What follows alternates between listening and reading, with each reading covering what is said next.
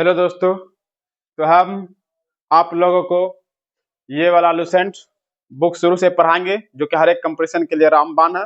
और आज से ये बुक को शुरू से स्टार्ट करते हैं और इस चैनल के माध्यम से आप सब लुसेंट बुक को शुरू से पढ़ सकते हैं। तो चलिए स्टार्ट करते हैं। और सबसे पहले करेंगे भारत का इतिहास। हेडिंग मारिएगा, क्या मारिए हेडिंग? भारत का इतिहास। भारत का इतिहास, ये क्या हुआ? हेडिंग। भारत का इतिहास मिलेगा। भारत को प्राचीन काल में क्या कहते थे? जम्बू द्वीप। यहाँ पे लिखेंगे भारत को, क्या लिखेंगे? भारत को प्राचीन काल में क्या कहते थे? भारत को प्राचीन काल में क्या कहते थे? भारत को प्राचीन काल में क्या कहते थे? तो क्या बोलते थे? जम्बू द्वीप। जम्बू द्वीप क्या बोलते थे? भारत को प्राचीन काल में क्या कहते थे? तो जम्बू द्वीप कहते थे। भारत को प्राचीन काल में क्या बोलते थे? जम्बू द्वीप कहते थे। अब आता है दूसरा क्वेश्चन। विंध्याचल की पर्वत श्रृंखला, विंध्याचल की पर्वत श्रृंखला भारत को कितने भागों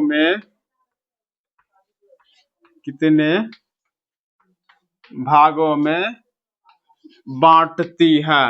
क्वेश्चन पूछेगा विंध्याचल की पर्वत श्रृंखला भारत को कितने भागों में बांटती है? दो। वो दो कौन कौन है? पहला है उत्तर, दूसरा है दक्षिण। देखो अब क्या बोला? भारत को प्राचीन काल में क्या कहते थे? जम्बू द्वीप कहते थे। उसके बाद आता है विंध्याचल की पर्वत श्रृंखला भारत को कितने भागों में बांटती है? तो दो भागों में बांटती है। कौन को? उत्तर और दक्षिण। तीसरा क्वेश्चन आएगा भारतीय इतिहास के अध्ययन की सुविधा के लिए पूछेगा भारतीय इतिहास की अध्ययन की सुविधा के लिए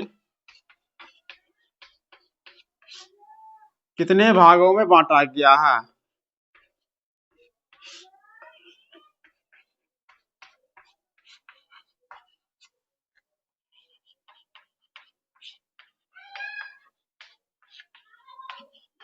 आंसर हो जाएगा पूछेगा भारतीय इतिहास के अध्ययन की सुविधा के लिए कितने भागों में बांटा गया है? तीन। कौन कौन? तो हो जाएगा पहला प्राचीन भारत, दूसरा हो जाएगा मध्यकालीन भारत,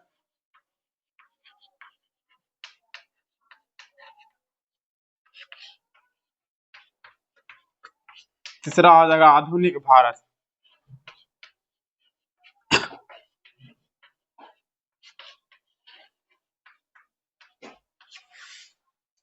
पूछेगा भारत को प्राचीन काल में क्या कहते थे? भारत को जो है प्राचीन काल में जम्बू द्वीप कहते थे।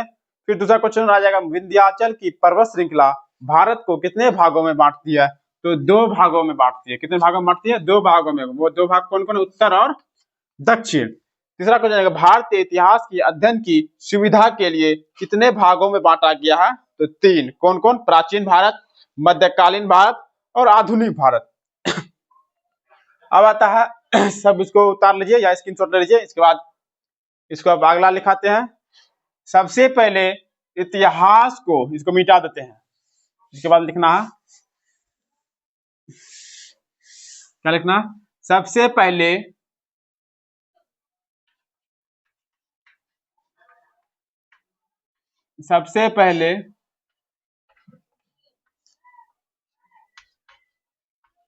इतिहास को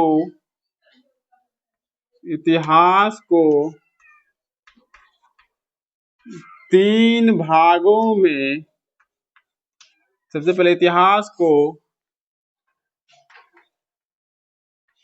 3 भागों में बांटने का श्रेय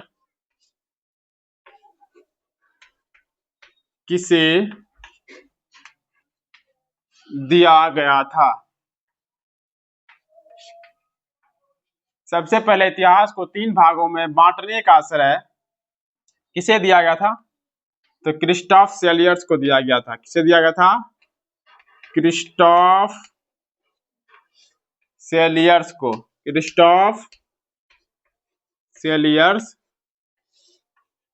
को सबसे पहले इतिहास को 3 भागों में बांटने का श्रेय किसे दिया गया था? तो दिया गया था क्रिस्टोफ सेलियर्स को। अब पूछेगा क्रिस्टोफ सेलियर्स कहाँ का था? ये जर्मनी का था। क्रिस्टोफ सेलियर्स जर्मनी का था। क्रिस्टोफ सेलियर्स का जन्म कब हुआ था? जन्म हुआ था 1608 ईस्वी में। मृत्यु कब हुआ था? क्रिस्टोफ सेलियर्स का मृत्यु जो हुआ था 1707 एडी में हुआ था। पूछेगा सबसे पहले इतिहास को जो है 3 भागों में बांटने का श्रेय किसे दिया गया था? तो किसे दिया? क्रिस्टोफ सेलियर्स को दिया गया था। क्रिस्टोफ सेलियर्स कहाँ का था? क्रिस्टोफ सेलियर्स जर्मनी का था। क्रिस्टोफ सेलियर्स का जन्म कब हुआ था? जन्म 1608 ईस्वी में हुआ था। मृत्यु कब हुआ था? 1707 ईस्वी में हुआ था। अब आता है प्राचीन भारत। प्राचीन भारत इतिहास के विषय में जानकारी यहाँ पर लिखना है। प्राचीन भारतीय इतिहास, प्राचीन भारतीय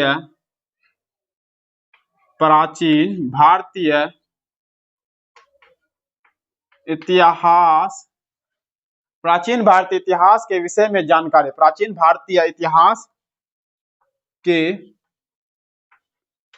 विषय में जानकारी। प्राचीन भारतीय इतिहास के विषय में जानकारी मुख्यतः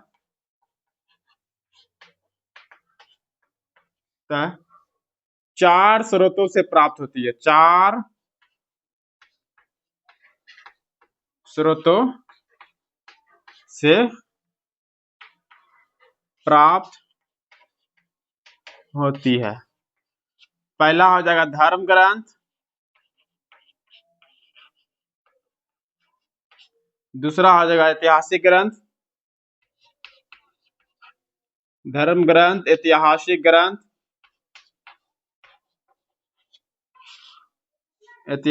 ग्रंथ, तीसरा हो जाएगा विदेशियों का विवरण,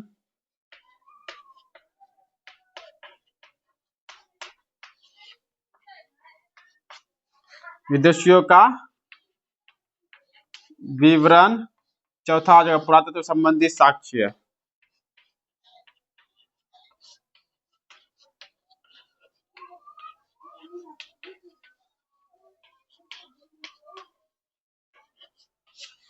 क्या बोलेगा?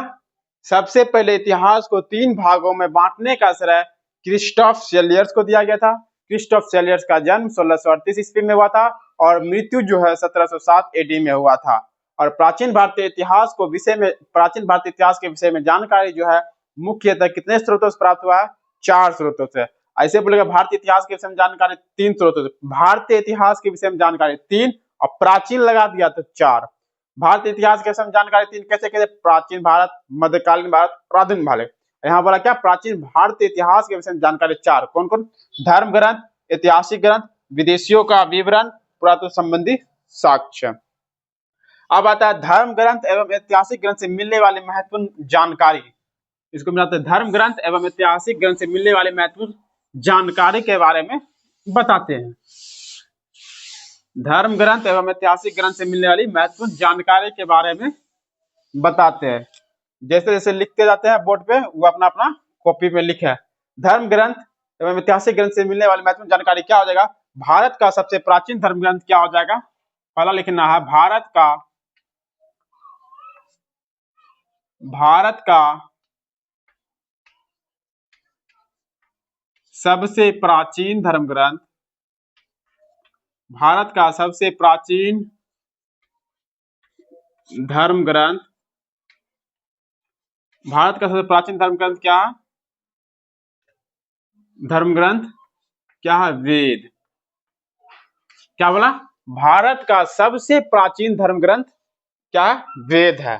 दूसरा जगह, वेद का रचयिता यानी वेद का जनक, वेद का रचयिता कौन है?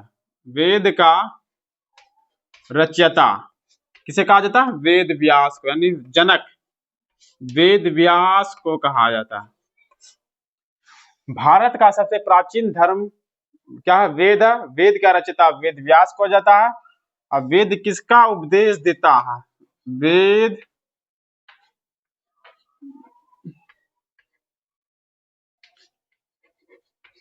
किसका उपदेश देता है? किसका उपदेश देता है? वसुदेव कुटुंबकम का। वेद किसका उपदेश देता है? वसुदेव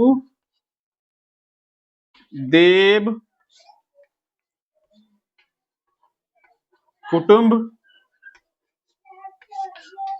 का। वेद किसका उपदेश देता है? वेद देता है वसुदेव कुटुंबकम का।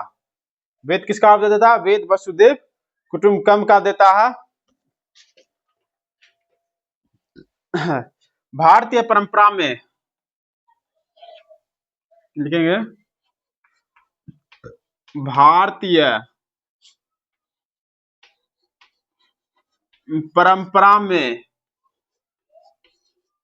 वेदों को क्या कहा जाता था?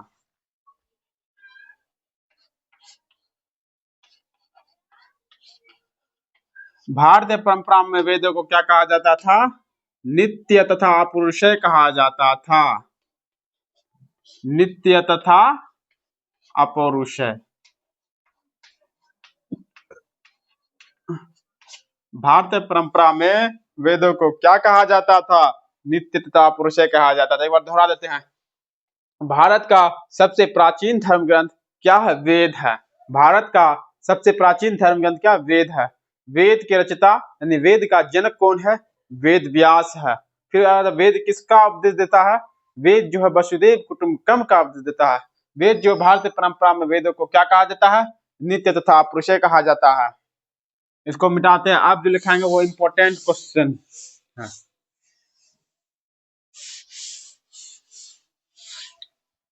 वेरी वेरी इंपॉर्टेंट क्वेश्चन, भैया इंपॉर्टेंट क्वेश्चन है। अब यहाँ पूछेगा वेदों की संख्या, वेदों की संख्या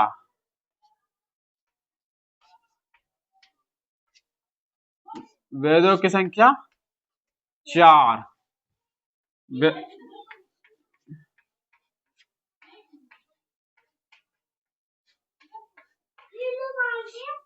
वेदांगों की संख्या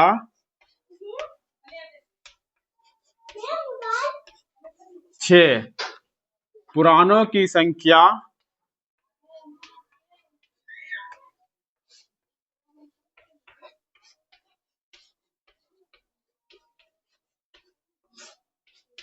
18, पुराणों की संख्या 18, उपनिषद की संख्या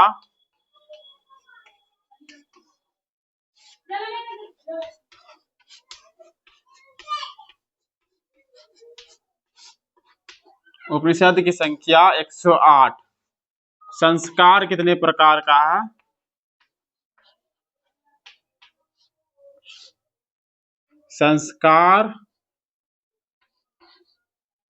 संस्कारों की संख्या, संस्कारों की संख्या 16। विवाह कितने प्रकार का आता है?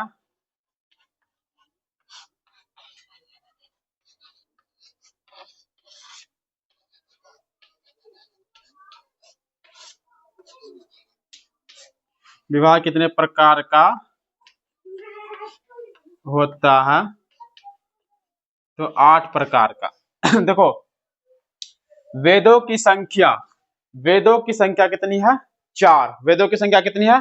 4। वेदों की संख्या 4। वेदांगों की संख्या 6। वेदांगों की संख्या 6। वेदों की संख्या 4, वेदांगों की संख्या 6, पुराणों की संख्या कितनी है? 18 है, और उपनिषदों की संख्या 108, और संस्कार कितने प्रकार का? 16 प्रकार का। विवाह कितने प्रकार का होता है? 8 प्रकार का होता है।